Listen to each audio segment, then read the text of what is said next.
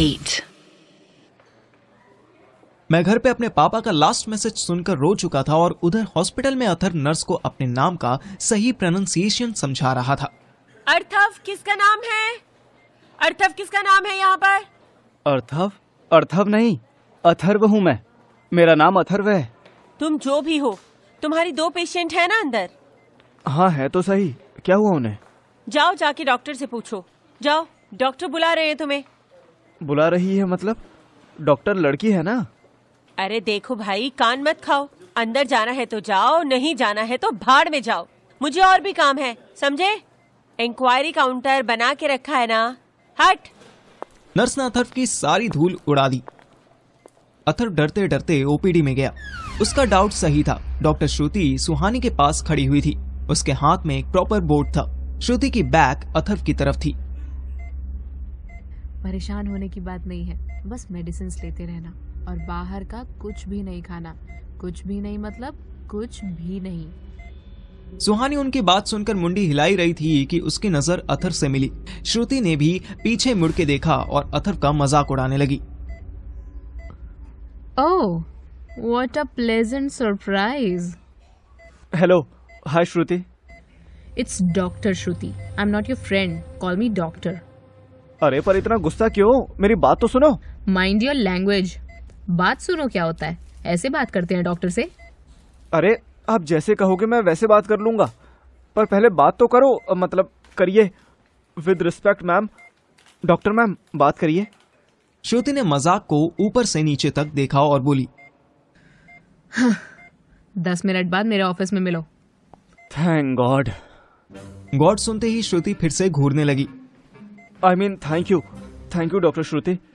वैसे सुहानी और स्वीटी ठीक तो हो जाएंगी ना? सुहानी तो मुझे याद है कि पार्थिव की गर्लफ्रेंड है, लेकिन ये स्वीटी? गर्लफ्रेंड नहीं, वाइफ। उसने भाग के शादी कर ली। Wow, such a daring man. वरना आजकल के लड़के तो बस प्रॉमिसेस करते हैं और फिर बिना बताए भाग जाते हैं। My dear darling doctor Dhruti, I mean Shruti, मुझे एक्सप्लेन करने का चांस तो दो, मैं सब समझा दूंगा। श्रुति ने हाँ में सर हिलाया और चली गई। उसके जाते ही अथर्व ने सुहानी से पूछा, क्या हुआ है तुझे? कुछ नहीं, non alcoholic fatty liver disease है बस। बस? इसे तू बस कहती है? 5 फीट लंबा नाम है इस बीमारी का और तू इसे बस कहती है?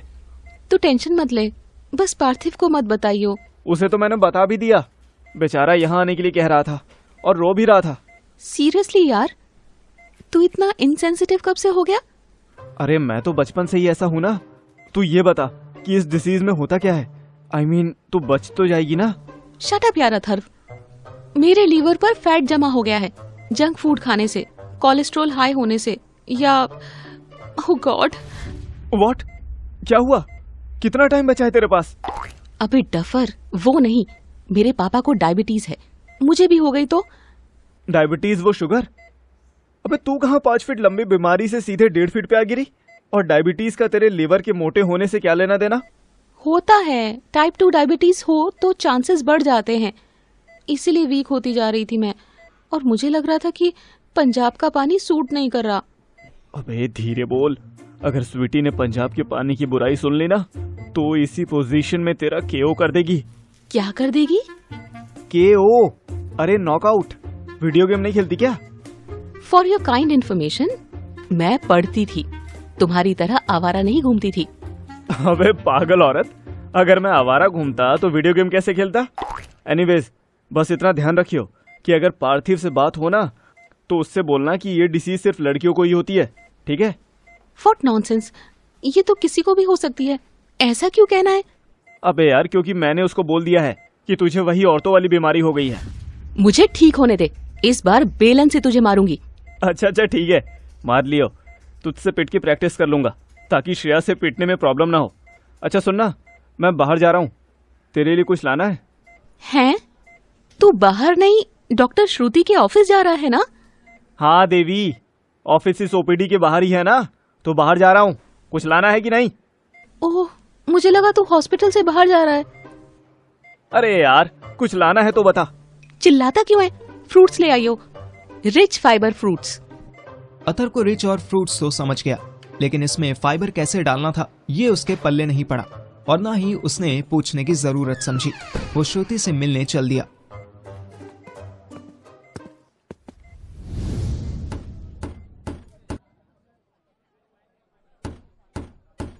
यहां मैं पिताजी के मैसेज को सोच सोच कर इमोशनल हुआ जा रहा था कि बाहर से हथौड़ा चलाने की आवाज आने लगी। मैं गेट खोलकर बाहर निकला। अरे अरे ताऊ जी, ये क्या कर रहे हैं आप? मेरे बाप के बड़े भाई मेरे रूम की दीवार तोड़ रहे थे। उनके हाथ रुके, फिर उन्होंने मेरी तरफ देखकर ऐसे स्माइल की मानो उनकी चोरी पकड़ी गई हो। अरे तू घर पे ही है बेटा, मुझे तो लगा कि कहीं बाहर चला गया। कैसे जाता? गेट पर तो आप बैठे थे, छत से कूदने का ऑप्शन भी नहीं था। ताऊजी ने इधर उधर देखा कि कोई तीसरा दिख जाए तो वो उससे बोल सके कि बेचारे को सदमा लग गया है, इसलिए ऐसा बोल रहा है। पर अनफॉर्चुनेटली घर के अंदर सिर्फ वही आए थे। आप मेरा घर क्यों तोड़ रहे हैं? घर? ओह, ये दीवार? अरे ये टेढ़ी मेढ़ी बनी हुई थी, इसलिए सोचा। आप इसे तोड़ के सीधा करेंगे? नहीं नहीं, देख बेटा, इधर आ। इधर से 3 सूत टेढ़ी जा रही है और इधर से आड़ी है। ताऊजी आप मिस्त्री हो? अरे नहीं बेटा, मिस्त्री तो मेरे अंडर काम करते हैं, मैं ठेकेदार हूँ।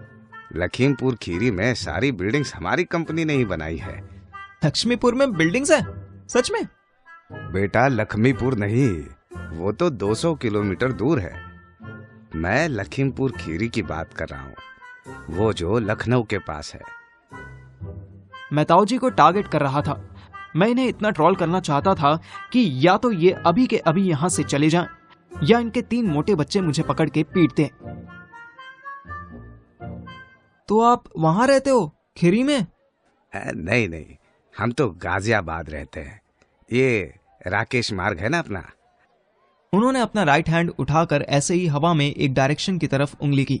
मैं उसी तरफ देखने लगा। कहाँ है? अपनी गली में तो कोई राकेश मार्ग ही नहीं है। तू बेकार की बहस मत कर, तुझे अब जिम्मेवार होना है बेटा। लड़कपन के दिन गए, जब बाप का साया उठ जाए तो बेटे को घर की जिम्मेवारी संभाल लेनी चाहिए।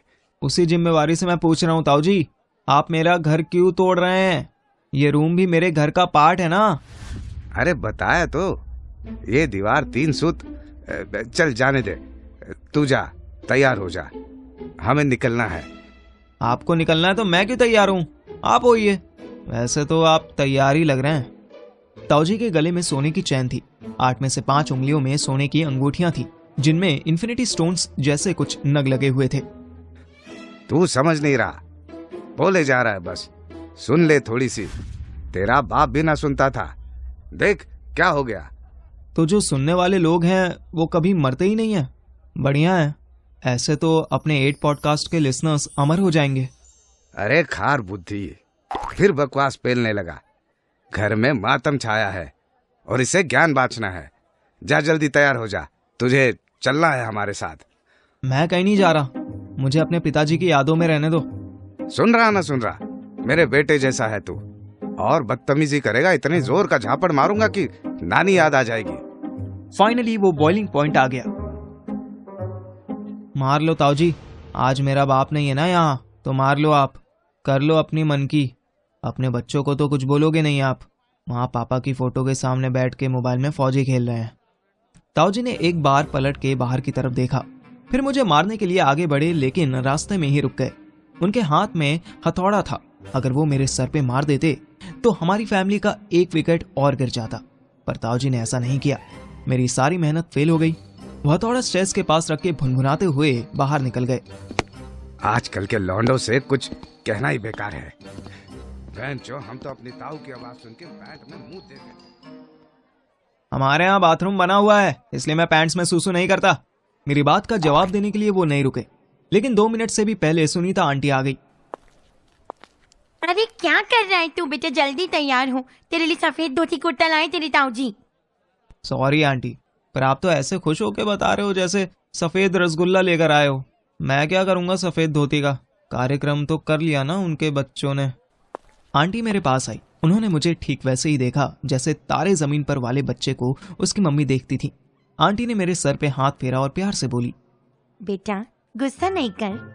मैं जानती हूँ तो गुस्सा है सबसे, और सिर्फ चिता को अग्नि देना ही सारा क्रियाकर्म नहीं होता, अस्थि विसर्जित भी करनी होती है।